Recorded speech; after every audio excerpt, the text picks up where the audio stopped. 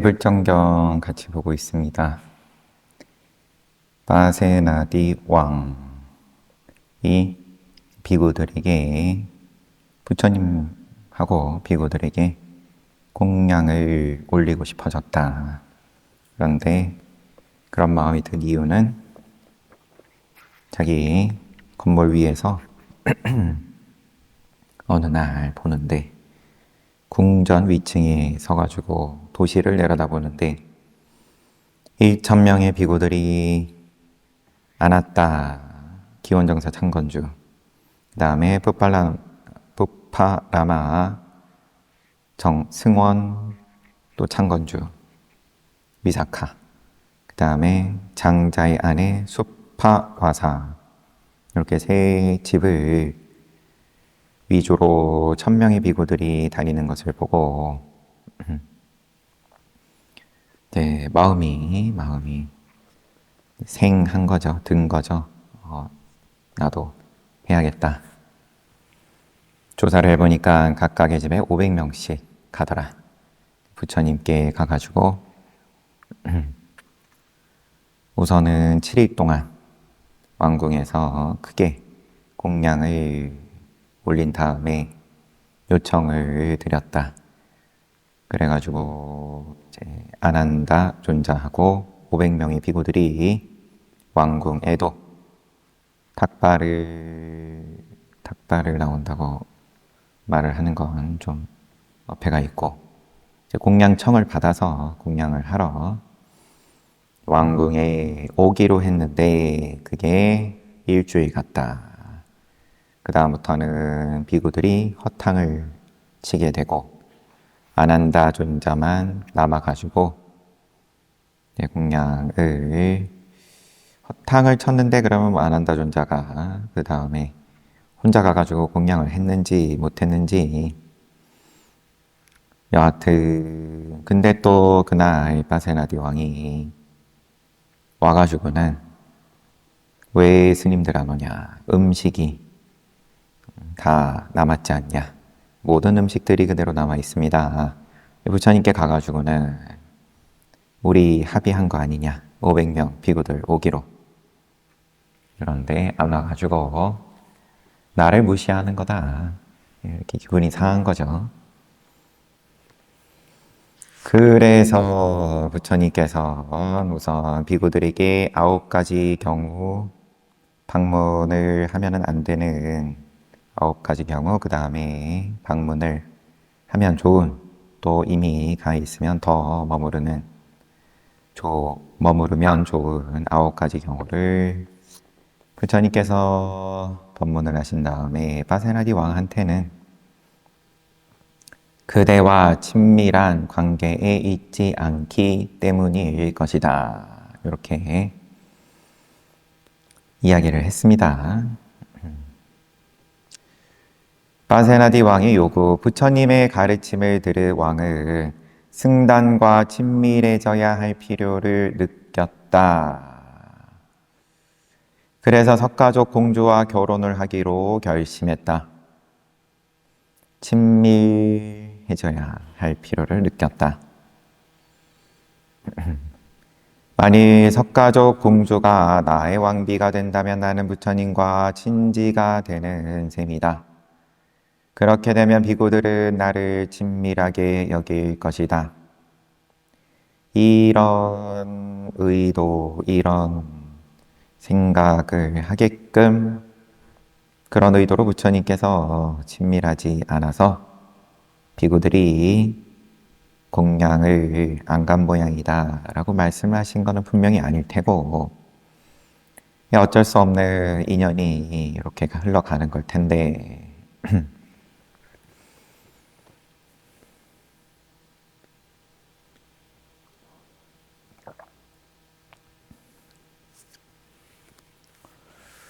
쉽지 않습니다. 그러면 바세나디 왕한테 당신이 잘못했다, 직접 그렇게 얘기를 하면 인가가 더 안 좋아지니까 그렇게 말씀을 안 하셨던 걸 테고, 계속 보면 그리하여 파세나디 왕은 석가족에게 자신과 결혼할 공주를 요구한다는 제언을 보내기로 했다. 이에 그 제언을 전달할 임무를 맡은 사절단이 왕에게 물었다. 대왕께서는 석가족의 어떤 공주를 원하십니까? 왕이 대답했다. 가게만 확실하다면 어떤 공주라도 좋다. 굉장히 어떻게 보면 양보를 많이 한 거일 수 있죠. 나라의 힘의 차이가 극명한데, 그런데 그냥 부처님하고 같은 핏줄이기만 하면 된다, 이렇게까지 얘기할 정도니까. 곧 이어 파세나디 왕의 사절단은 석가족을 방문했다. 석가족은 카필라와토시에서 회의를 열어서 파세나디 왕의 제안에 어떻게 답할지 의논했다. 석가족은 혹시 이 일로 말미암아 전쟁이 일어나지 않을지 걱정했다. 거절하면 큰일 날 것 같은데, 파세나디 왕은 자신의 요구를 거절당할 경우 분명히 석가족을 침공할 것이기 때문이었다. 분명히 침공한다.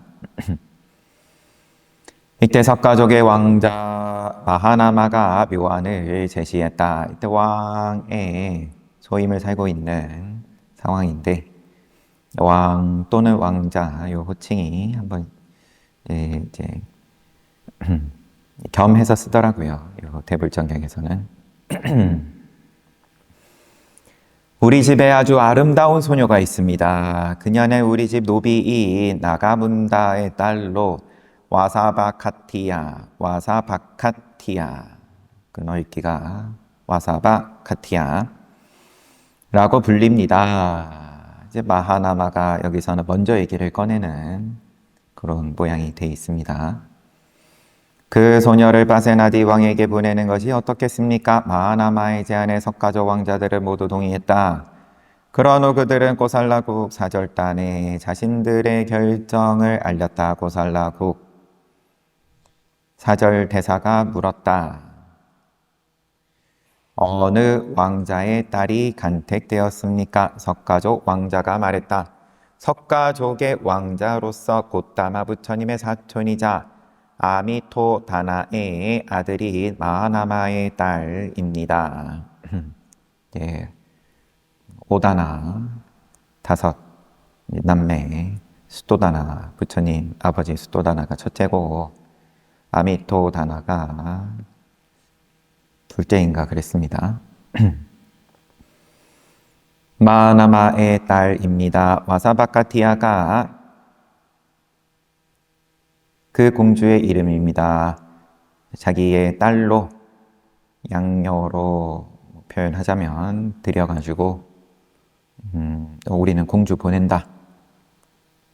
사절단은 이 소식을 가지고 사와띠로 돌아왔다. 이에 고살라 왕은 매우 기뻐하며 말했다. 그러면은 부처님하고는 오촌이네요. 이 공주는 오촌이라고 할 수는 없죠. 오촌으로 이제 포장을 한 겁니다. 매우 기뻐하면서 그 공주를 지체하지 말고 데려오너라. 그러나 명심할 것이 있다. 노예의 딸이 공주로 위장했을 수도 있다. 석가족은 다른 핏줄하고 결혼 안 시키는 그러한 관습이 있다. 이거는 이제 다 알고 있는 거죠. 그런데도 딸을 저렇게 내줬다, 공주를 내줬다 라는 건 뭔가 속임수가 있을 수 있다.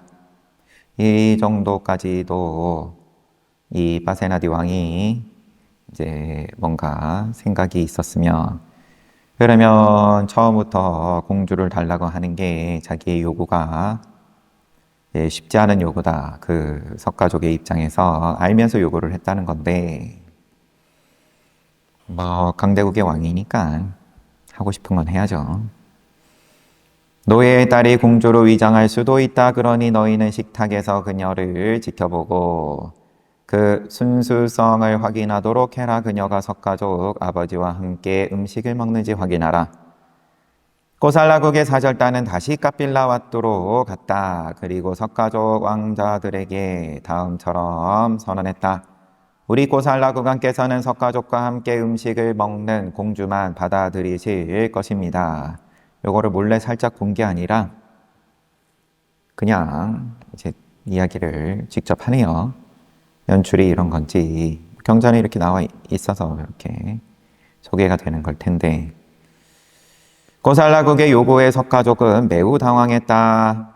노예하고 겸상은 절대 못하는데 당황했다. 그러나 마하나마는 다시 한번 기지를 발휘했다. 그는 그 가짜 공주가 자신과 함께 식탁에 앉은 뒤에 첫 번째 음식을 입에 막 넣으려는 순간 급박한 전갈이 끼어들게 했다.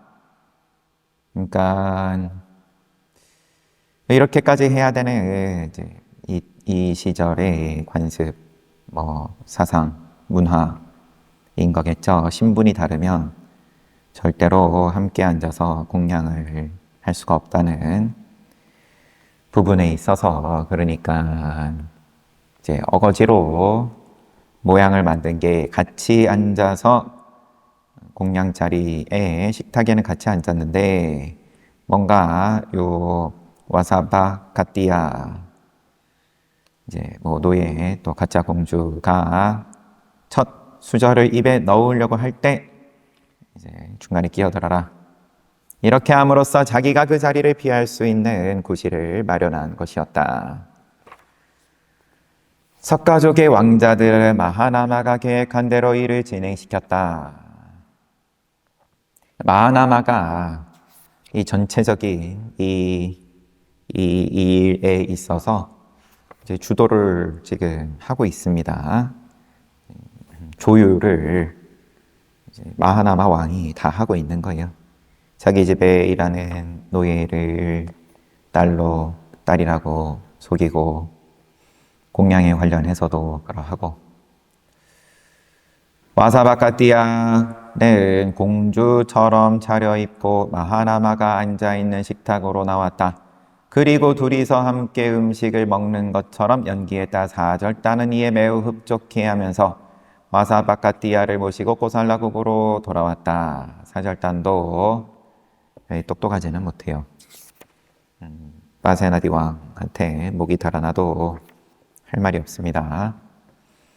여러분, 그렇게 중간에 끼어드는 이상한 어색한 이제 그러한 장면도 분명히 봤을 텐데, 사절단은 바세나디 왕에게 자신들이 목격한 것을 보고했고 이에 왕은 매우 기뻐했다. 왕은 성대한 의식을 통해 와사바카띠아를 첫째 왕비로 삼은 후, 첫째 왕비였습니다.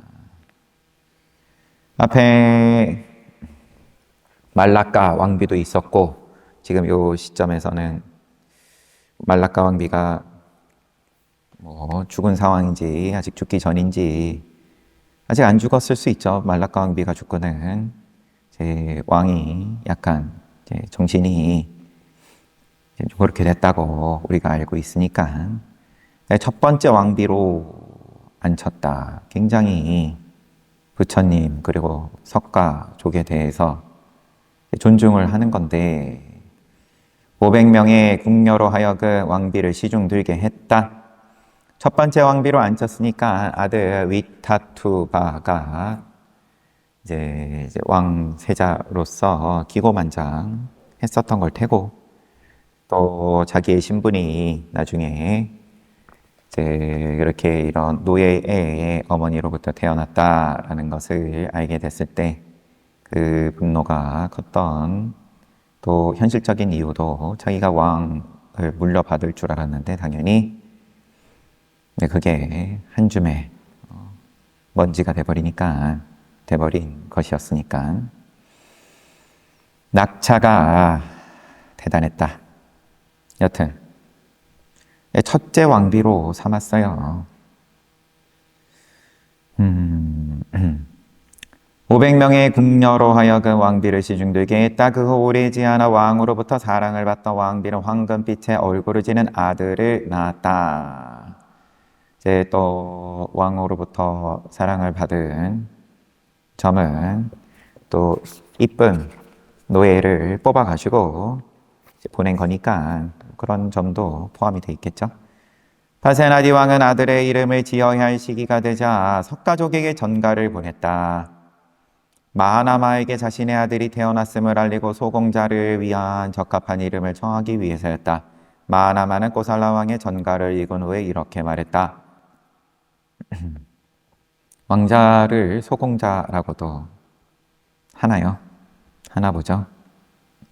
왕자하고 뭔가 또 다른 의미도 들어있을 것 같지만 넘어가고 소공자, 공자. 귀족의 아들도 공자라고 할 것 같은데 마하나마는 여튼 꼬살라 왕의 전가를 읽은 다음에 이름 지어달라고.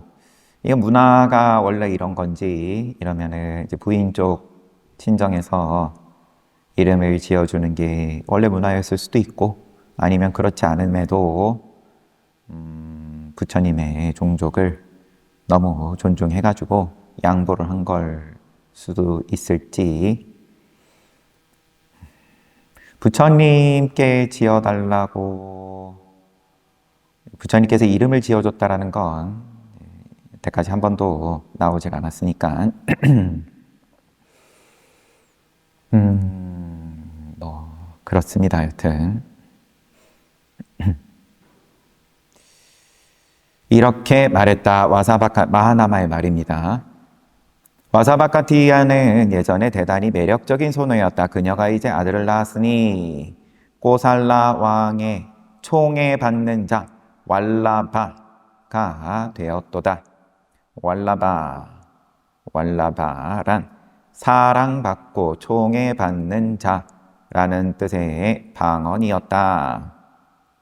그러면 이 왕, 지금 마하나마 왕은 석가족의 마하나마 왕은 좋은 뜻으로 이름을 지어줬네요. 왈라바. 대충 지어줬다. 요 정도로만 알고 있었는데 이름을. 우선 마하나마 왕은 이름을 좋은 최고의 이름을 지어준 건데 사랑받고 총애받는 자. 그런데 꼬살라국에서 온 전령은 이거 실수는 또 이거는 석가족의 실수가 아니라 꼬살라국에서 온 전령이 귀가 조금 어두운 자였다. 그런 그에게 마하나마가 말한 왈라바는 위타투바로 들렸다. 그는 꼬살라국으로 돌아가 왕에게 이렇게 보고했다. 대왕이시여, 위타투바가 이름입니다. 그것이 왕자님의 할아버지께서 소공자를 위해 제안한 이름입니다. 전령의 전가를 들은 파세나디 왕은 잠시 생각에 잠겼다. 이게 무슨 뜻인지 잘 몰랐다는 표현이겠죠. 그런 후에 입을 열었다. 어쩌면 위타투바는 우리의 고대 시족의 이름일 것이다. 그런 뒤 아들의 이름을 위타투바라고 지었다. 그리고 부처님을 기쁘게 해주기 위해 아직 어린 나이임에도 불구하고 왕자를 총사령관으로 임명했다. 왕자를 크게 대접을 했는데 그 이유가 부처님을 기쁘게 해주기 위해서 부처님의 종족을 피가 섞인 왕자를 이제 시작부터 이미 첫 번째 왕비로 공주를 앉히고 그리고 또 태어난 아들을 이름도 부처님의 종족이 지을 수 있도록 하고 고대 시족의 이름일 것이다. 우리의 고대 시족의 이름일 것이다. 이 우리가 그러면 파세나디 왕 쪽을 말하는 건 아닐 테고 그러면 석가족 고대 시족의 이름인가 보다. 위타투바 이름도 부처님 종족 쪽으로 지어줬다고 지금 왕은 생각을 한 거고 또 지위도 총사령관으로 임명하고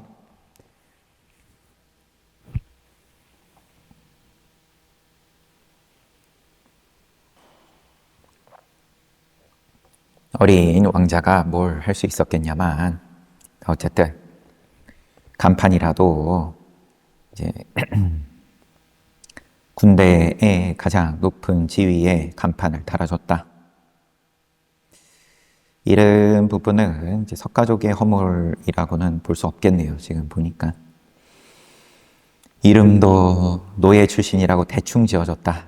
이제 이런 식으로 예전에 제가 말씀을 드렸었는데 정정하겠습니다. 위타투바는 제왕이 갖추어야 할 모든 자질을 지니 왕자로 성장했다. 이제 또 훌륭했나 봐요.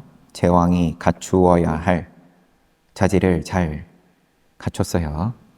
7살이 되었을 때 그는 다른 왕자들이 외할머니, 외할아버지로부터 제 부인의 다른 왕자들이 각자 자기 어머니 나라로부터 선물을 받는다는 것을 알게 되었다. 그래서 그는 어머니 와사바카티아에게 물었다. 어머니, 다른 왕자들은 외할아버지나 외할머니로부터 선물을 받습니다. 그런데 저는 외할아버지, 외할머니에게서 그런 선물을 받은 적이 없습니다. 어머니에게는 부모가 없습니까?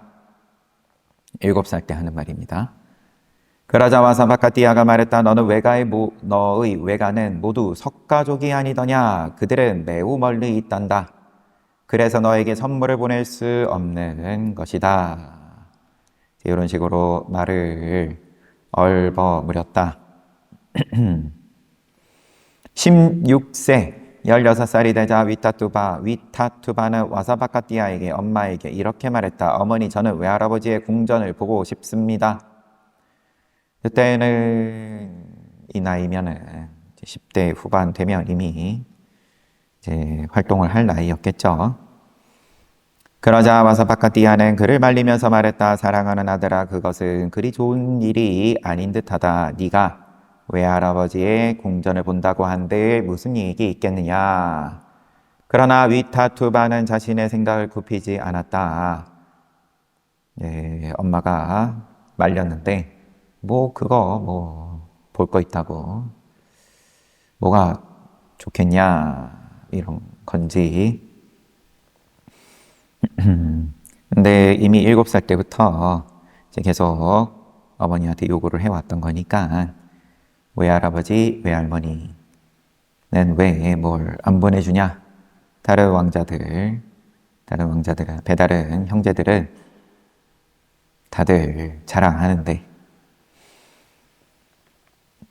그러나 위타투바는 자신의 생각을 굽히지 않았다. 결국 위타투바는 부왕에게 아버지 빠세나디 왕에게 자신의 계획을 알린 후에 대규모의 군대를 이끌고 총사령관이었겠죠. 아직도 사와띠를 떠났다.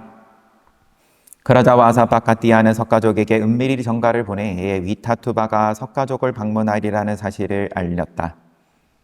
가서 바로 임신하고 아들 낳았다고 치면 지금 17살이고 하니까 이제 17, 18년 정도 시간이 흐른 건데 안심하고 있었겠죠, 사실. 안심 초반에만 노예 공주로 속여가지고 보내놓고 초반에만 조금 이제 신경이 쓰였을지는 모르겠지만 이만큼 시간 지났는데 거기다가 또 대접 잘 받고 있다고 하니까 사랑받고 모녀가 그래서 방심하고 있었을 텐데 그 인과가 20년 가까이 지나가지고 이제 드러나기 시작을 하는 겁니다. 석가족을 방문하리라는 사실을 알렸다. 위타투바가 또한 자신들의 모의가 결코 누설되는 일이 없도록 하라는 당부도 잊지 않았다. 이건 석가족 입장에서도 당연히 굉장히 심각한 문제이니까 들통나가지고 저 모녀가 어떻게 되든 말든 이럴 수가 없는 노릇이잖아요. 그런데 그 전가를 받은 석가족의 젊은 왕자들은 당분간 도시를 떠나 있기로 했다. 위타투바보다 젊은 왕자들이라면 마땅히 위타투바에게 예를 표해야 하기 때문이었다. 결코 누설되는 일이 없도록 하라는 당부를 받고 취한 조치가 위타투바보다 어린 이제 진짜 이제 석가족 왕족들은 다 이제 멀리 보내놨어요. 만나면 노예의 핏줄, 노예인 거죠. 위타투바 신분이. 거기다가 예를 표해야 되는데 앞에 나왔던 것처럼 같이 앉아가지고 음식도 한 수저도 못하는 그러한 신분의 격차인데 거기다가 예를 표할 수는 없는 노릇이니까.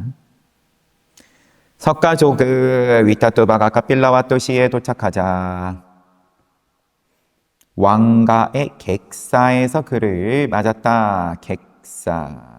이것도 이제 궁전에서 맞지 않았다. 이런 느낌이고요. 그곳에서 위타투바는 외조부와 숙부들을 만나게 되었다. 그런데 위타투바에게 예를 표하는 사람이 아무도 없었다. 매우 이상하게 여긴 위타투바가 이렇게 물었다. 어째서 저에게 예를 표하는 사람이 아무도 없습니까?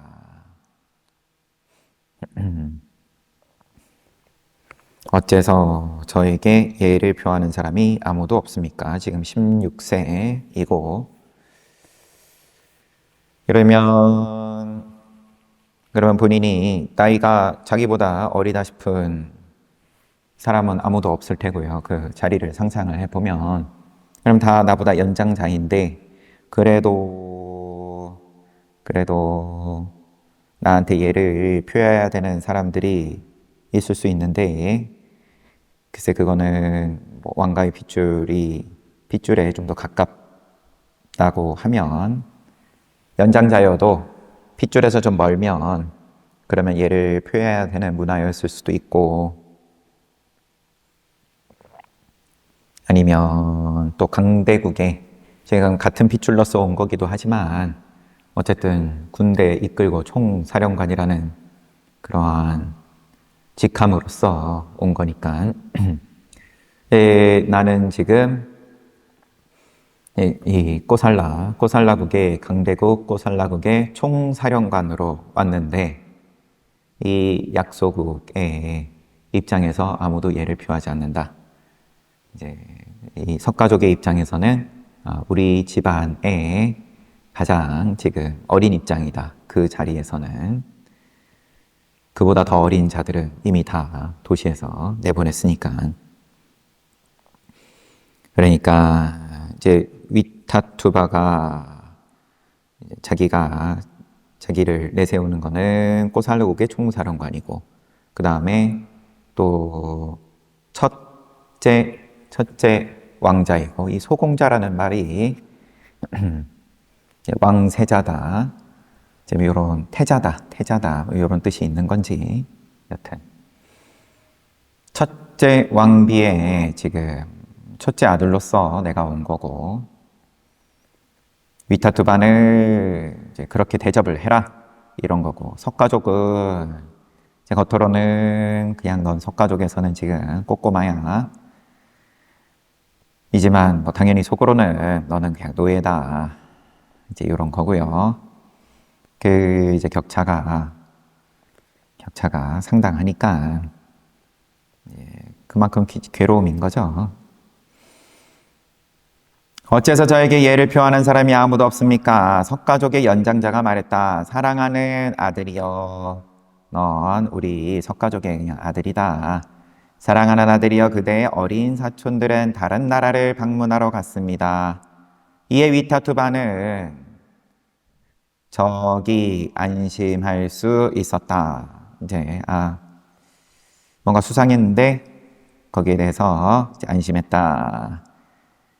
적지 않게 안심했다. 위타투바는 카필라와뚜에서 2, 3일을 더 머문 후 그곳을 떠났다. 길게는 안 있었습니다. 2, 3일 있었어요. 위타투바를 위시한 모든 방문객들이 떠났을 때 한 노예 소녀가 청소를 하러 들어왔다. 노예 소녀가 2, 3일 머문 곳 숙소 청소를 하러 와가지고는 위타투바가 앉았던 자리를 묽은 우유로 청소하는 내내 에잇 노예 와사바카띠아의 아들이 앉은 자리여서 더럽구나 라고 욕을 해댔다. 근데 이제 뭐 석가족이 하는 욕도 아니고 이것도 노예 소녀가 욕을 한 거예요. 마치 위타투바의 군인 중 하나가 잊어버리고 간 무기를 찾으러 다시 그곳에 왔다가 우연히 노예의 말을 듣게 되었다. 이에 그는 노예의 말이 어디까지 진실인지 물었다. 그리고 와사바카띠아가 마하나마와 그의 노예였던 나가 문다 사이에서 태어난 아이라는 소리를 듣게 되었다. 군인이 노예 붙잡고 이제 캐물어가지고 알게 됐습니다. 군대로 돌아온 그는 방금 석가족 노예로부터 들은 말을 동료들에게 전했다. 일기병사니까 왕에게 가서 직접 이야기를 이제 할 수도 있었기는 하겠지만, 그런데 이제 소문으로 정보가 퍼져나가기 시작을 한 겁니다. 그때부터 왕비 와사바카띠아가 노예의 딸이었다는 사실은 시중의 이야깃감이 되었다. 위타투바도 그 이야기를 듣게 되었다. 큰 충격에 휩싸인 그는 다음처럼 절치부심하였다.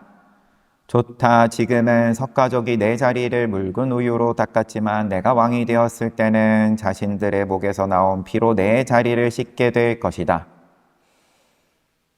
위타투바가 코살라국으로 돌아오자 그를 대동했던 대신들의 왕에게 그 사실을 보고했다.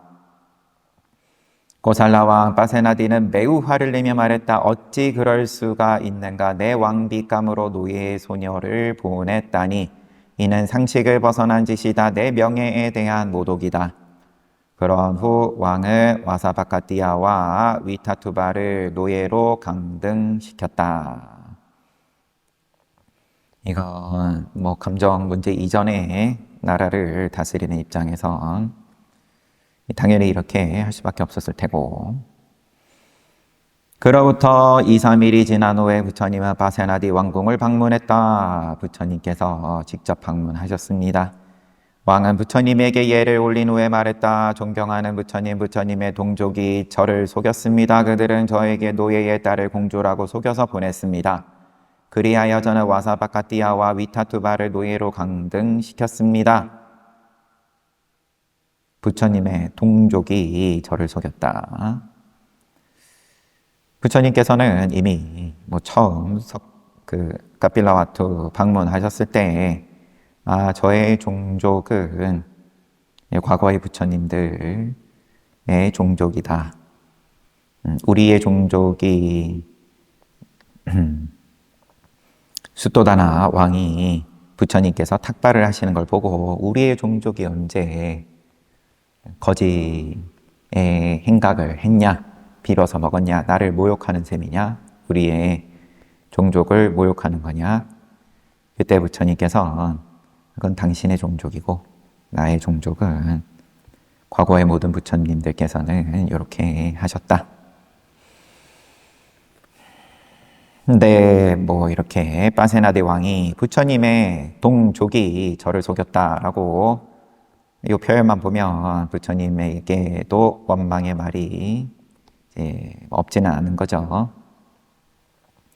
부처님께서 대왕이여, 석가족은 잘못을 저질렀느니라. 그들은 마땅히 왕에게 걸맞은 공주를 보냈어야 했느니라. 하지만 대왕이여, 이렇게 생각해 보아라. 와사바카띠아는 석가족 마하나마의 딸이니라. 나아가 그녀는 왕가의 혈통을 지닌 그대에 의해 첫째 왕비로 지명되었느니라. 왕가의 혈통, 너의 혈통은 왕가의 혈통이지 않냐? 또한 위타투바는 왕의 피를 이었느니라. 목의 쪽 혈통이 무슨 문제가 된다는 것인가? 중요한 것은 부계이지 모계 쪽 혈통이 아니니라. 이것은 고대의 현자들도 인정한 것이다. 그리하여 화목을 모으는 자인 가난한 농부의 딸이 첫째 왕비가 되었고, 그 비천한 혈통의 왕비가 낳은 아이가 바라나시 왕인 카타와하나가 되었으니 그 도시의 크기가 12요자나에 이르렀느니라. 부처님의 말씀이 적잖이 위로가 되어 바세나디 왕은 아내와 아들을 원래의 직위로 회복시켰다. 제 역사의 일을 부처님께서 보여주시면서 그러면은 이 카타와하나 왕이 이제 그저 그런 왕은 아닌 거겠죠. 바라나시에 여기도 가난한 농부의 딸로부터 태어난 왕자. 그러니까 바라나시의 왕이 되어가지고 이제 그 도시가 저렇게 번창하지 않았냐?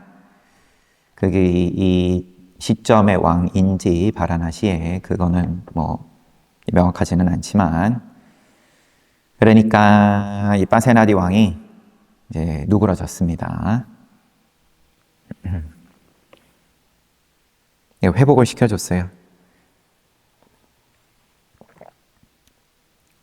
와사바카띠아하고 위타투바하고는 첫째 왕비이자 또 소공자였다가 노예가 되었다가 다시 회복이 되었다고 돼 있는데, 본래 첫째 왕비로 회복이 되었을지. 자타카의 카타와하나 이야기 참조라고 주석에 있는 걸로 봐선, 그러면은 이제 과거의 일을 부처님께서 예를 드신 거네요. 전생 이야기를 통해서.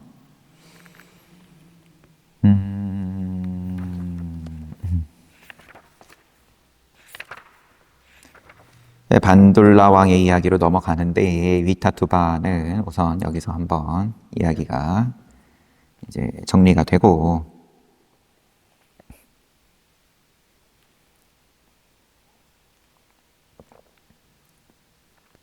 바세나다 왕이 부처님을 보고 이런 원망을 표하니까 부처님께서 우선 마하나마 왕이라기보다는 그냥 석가족이 잘못한 거다, 그건.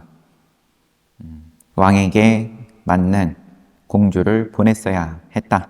우선 요거는 명시적으로 말씀하시고, 그 다음에 이제 너의 피가 이 바세나디 왕 당신의 피가 제일 중요한 거 아니냐. 그리고 역사에서도 그러함이 증명이 되었다.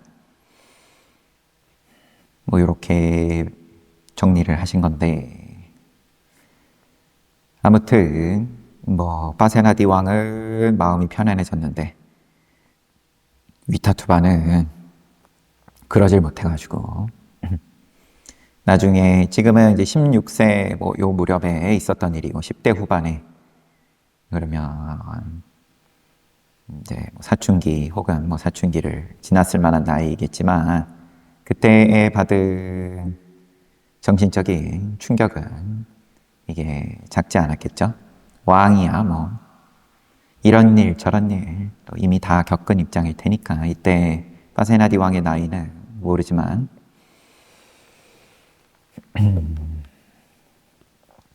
총사령관 반둘라와 그의 아내의 이야기. 왕자 반둘라 이야기는 앞에도 잠시 봤죠, 우리가. 바세나디 왕이 왕자일 당시에 이제 함께 어디였죠?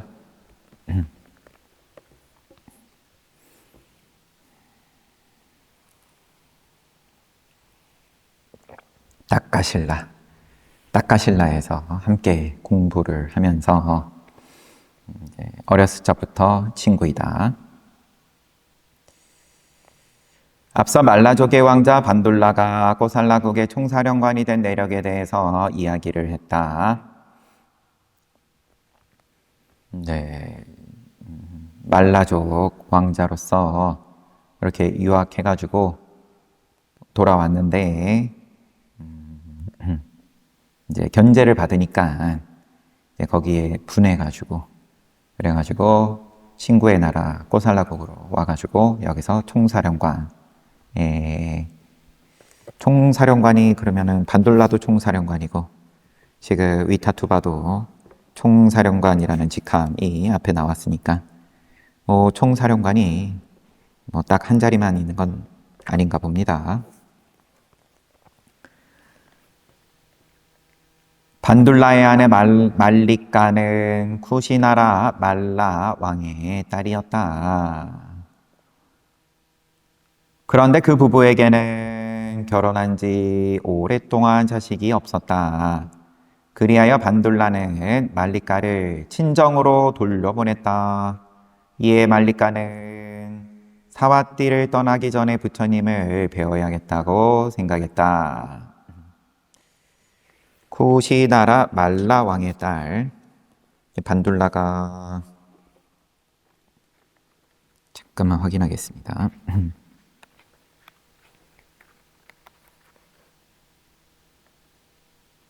쿠시나라의 말라 왕의 아들 반둘라이니까 여기도 그러면은 이제 집안 안에서 결혼을 하고 함께 꼬살라국으로 온 건지 여튼 그래서 돌려보내려고 했는데 부처님을 배워야겠다고 생각했다. 말리카는 제따와나 기원정사에서 부처님께 예를 올렸다. 부처님은 그녀에게 어디로 가는 길이냐고 물었다. 그러자 그녀는 자식을 낳지 못해 친정으로 가는 길이라고 대답했다. 부처님께서 그런 일이라면 친정으로 가야 할 필요가 없다. 그러니 다시 집으로 돌아가거라. 말리카는 부처님의 말씀을 듣고 매우 기뻐하며 다시 남편에게 돌아갔다. 부처님께서 간단하게 얘기를 하면 너는 지금 성급하게 돌아갈 필요 없이 좀 있으면 이제 자식 낳는다. 이런 보장을 지금 명시만 안 되었을 뿐이지 그렇게 부처님께서 알려주신 셈이다. 그러고는 남편에게 부처님의 말을 전했다. 반둘라는 깊이 생각했다. 부처님께서는 멀리 내다보시는 분이다. 분명 말리카의 회임에 대한 어떤 선견 지명이 있으신 것이다. 이렇게 생각한 반둘라는 말리카를 받아들였다. 그 후 얼마 되지 않아 정말로 말리카는 임신을 하게 되었다. 그런데 그녀는 임신한 여인들이 보통 그렇듯 한 가지 강한 욕구를 지니게 되었다. 왕가의 호수에서 목욕을 하고 그 물을 마시고 싶어진 것이다. 그 호수는 리차위들이 왕에게 관정의식을 거행하는 곳이었다. 뭔가 이제 함부로 목욕을 하면 안 되는 곳이라는 말인지 리차위들이 웨살리 왕족들이 웨살리 도시의 리차위 왕족들이 왕에게 관정의식이에요. 그것도 왕위를 수여받을 때 그런 의식을 거행하는 곳이었다. 반둘라는 아내의 소원을 들어주기 위해 그녀를 전차에 태우고 활 시위를 당기는 대만도 1,000명이 필요한 큰 활을 메고 사와띠시를 떠나 웨살리의 문을 통해 도시로 들어갔다. 뭔가 좀 쳐들어간 느낌인데 그런데 그 문은 마하리차위가 여기도 함께 따까실라에서 공부를 했던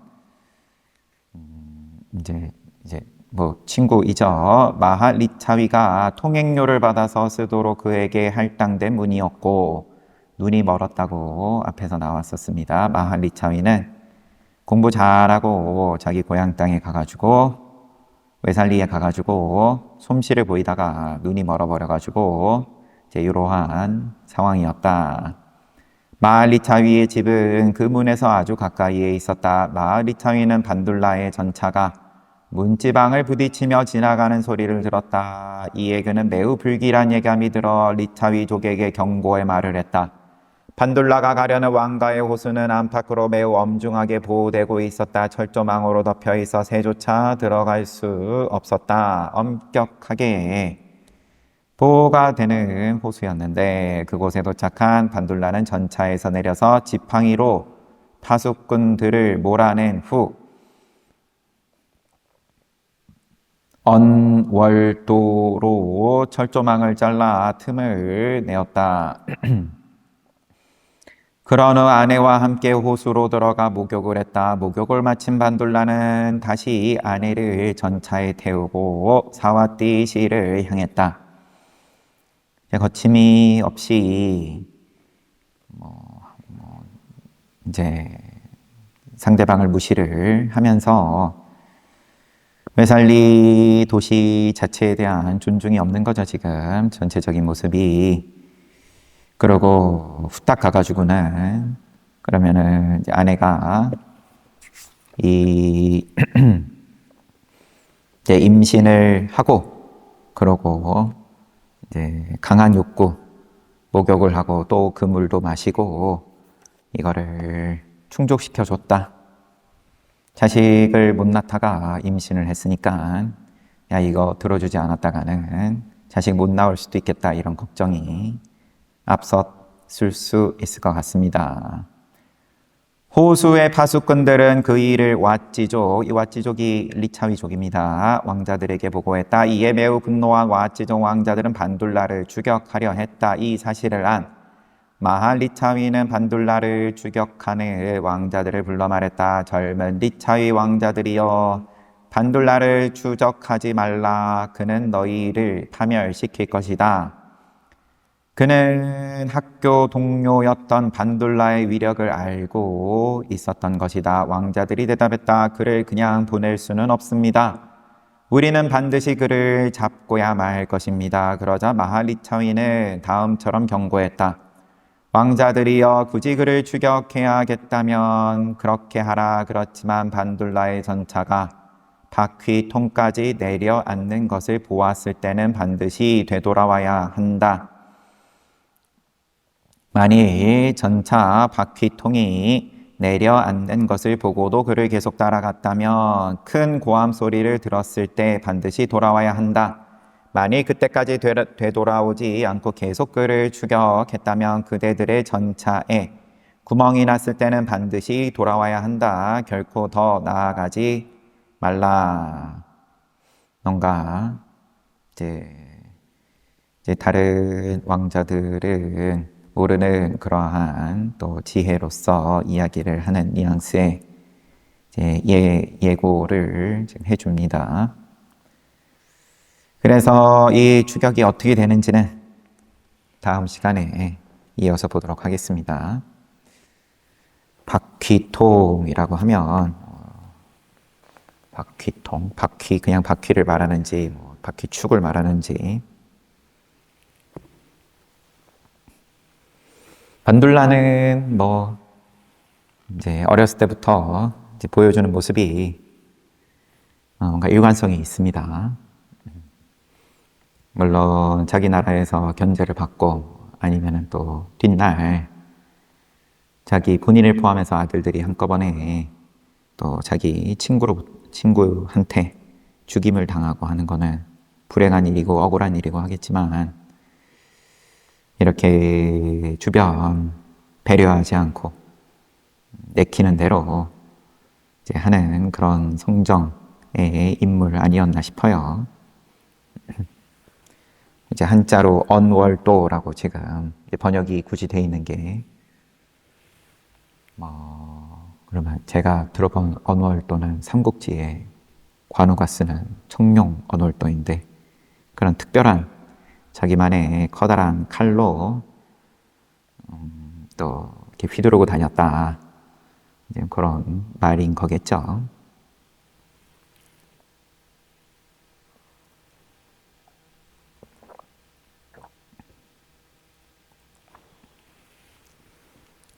마하나마 석가족의 왕이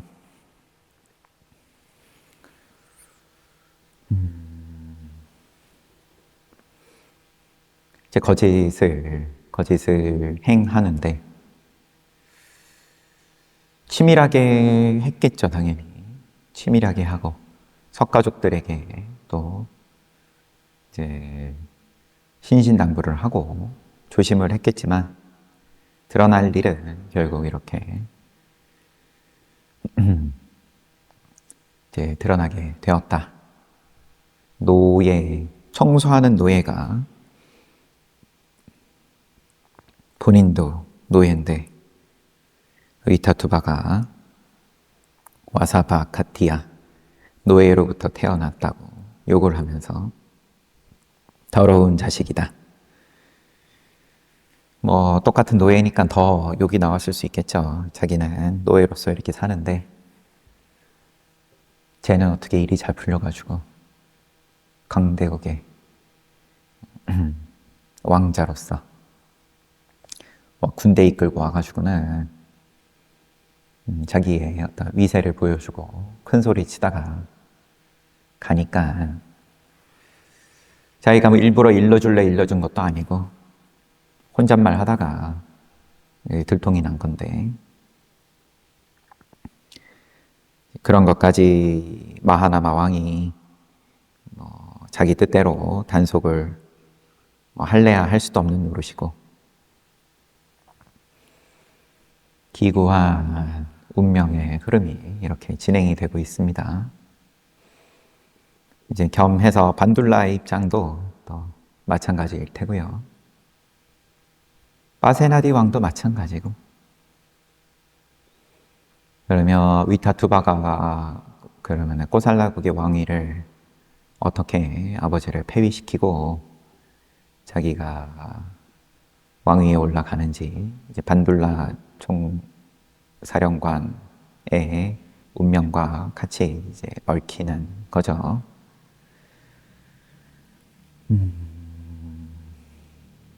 오늘도 부처님 말씀이 직접 나온 건 파세나디 왕한테 그거는 석가족이 잘못한 일입니다. 하지만 왕 당신의 핏줄이 제일 중요한 거 아닙니까? 이런 말씀 또 같이 받고요. 쉬었다가 정진하겠습니다.